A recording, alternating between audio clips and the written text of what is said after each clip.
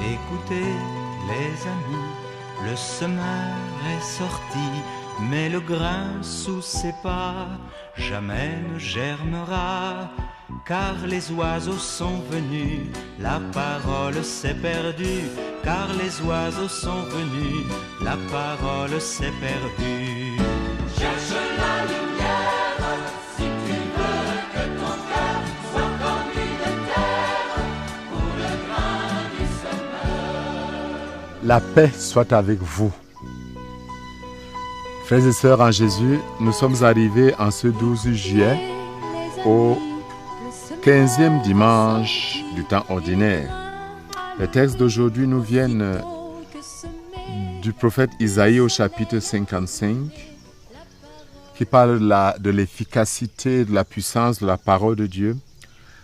La deuxième lecture sera de la lettre de Saint Paul aux Romains, chapitre 8, qui parle de l'attente de la création, de la manifestation des fils de Dieu.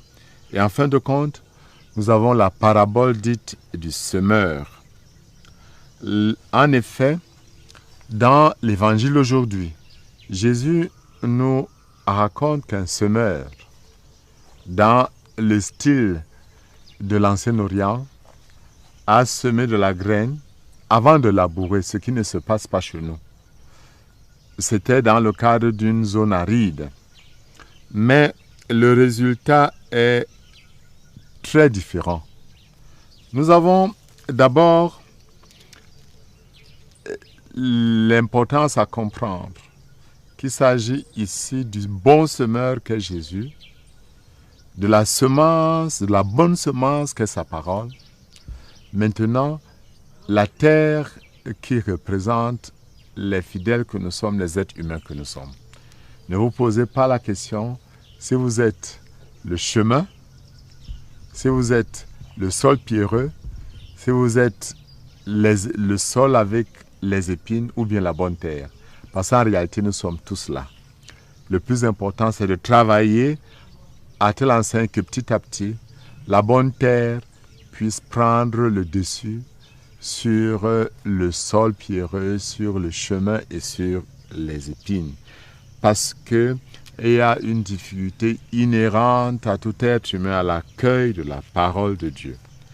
Selon l'explication que Jésus donne, les oiseaux qui mangent la semence révèlent ce cœur où le malin enlève rapidement la parole de Dieu. C'est un cœur qui est exposé et il n'y a pas lieu à ce que la parole puisse s'enraciner. Le sol pierreux laisse pousser la germe, mais juste un peu.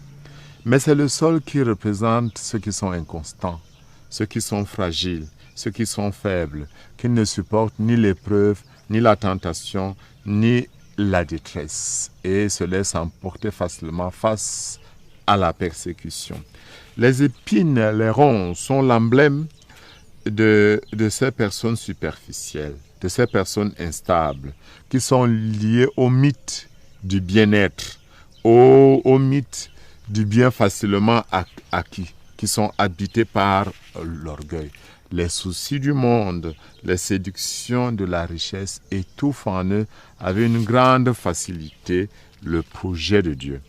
Mais la bonne semence qui tombe sur la bonne terre est à être comprise comme ce cœur qui entend la parole de Dieu, qui se dispose à entendre la parole de Dieu, qui l'accueille dans son cœur et comme Marie, la conserve dans son cœur pour la mettre en pratique.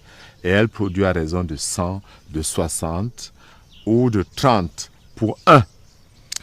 Et il faut bien comprendre ce que ça signifie. C'est le déploiement de la puissance de la parole de Dieu. C'est la certitude de l'efficacité de la parole de Dieu. Malgré les adversités du sol pierreux, malgré les mauvaises herbes, malgré la puissance du mal et la faiblesse humaine, la moisson sera toujours abondante parce que la parole de Dieu prend racine dans le cœur des hommes. Nonobstant les échecs historiques, malgré le terrain réfractaire de l'histoire, les mauvaises herbes des consciences égoïstes, le règne de Dieu se développera dans sa plénitude avec une gloire inattendue. La parabole du semeur en réalité est donc une parabole qui fait appel à l'espérance et à la confiance.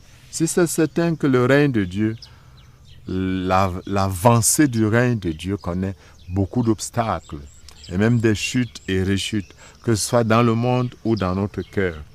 Mais le règne de Dieu se développe certainement là où les hommes sont disponibles, là où les cœurs ne se ferment pas dans leur propre certitude. Le plus important en réalité, c'est ce que nous pouvons appeler la disposition du cœur. Car quand l'homme se ferme dans ses certitudes, dans sa manière de voir le monde, dans ses projets personnels, dans la recherche de sa propre gloire, de ce qu'il veut à lui et lui seul, alors la parole de Dieu devient inefficace. Mais la parole de Dieu est efficace à sa puissance.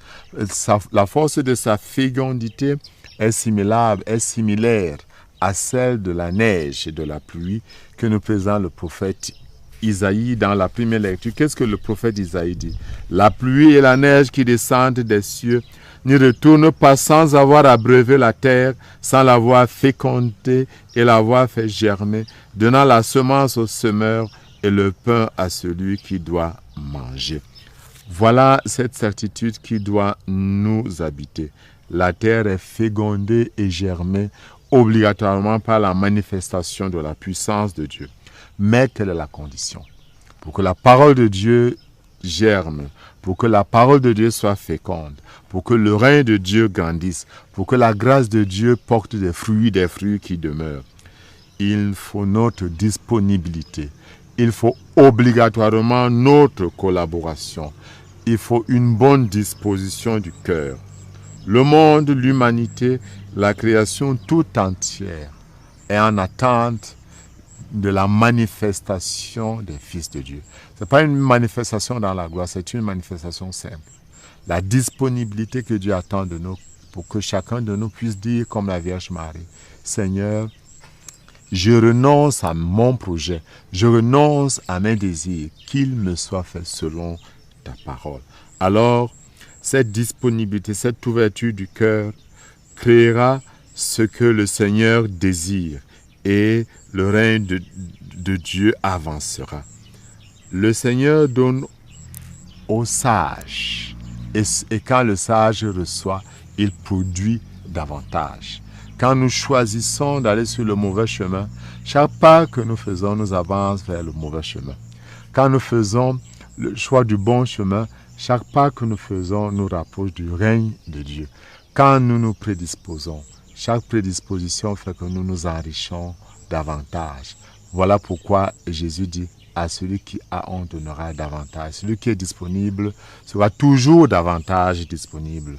Qu'en ce saint jour, Dieu nous donne la grâce, comme à la Vierge Marie, d'être de ceux-là qui accueillent la parole de Dieu, de ceux-là qui se laissent habiter par la grâce de Dieu, de ceux-là qui se rendent disponibles à la puissance de Dieu, de ceux-là qui se laissent conduire par Dieu et non par leur propre plaisir. Qu'il vous bénisse, le Père, le Fils et le Saint-Esprit.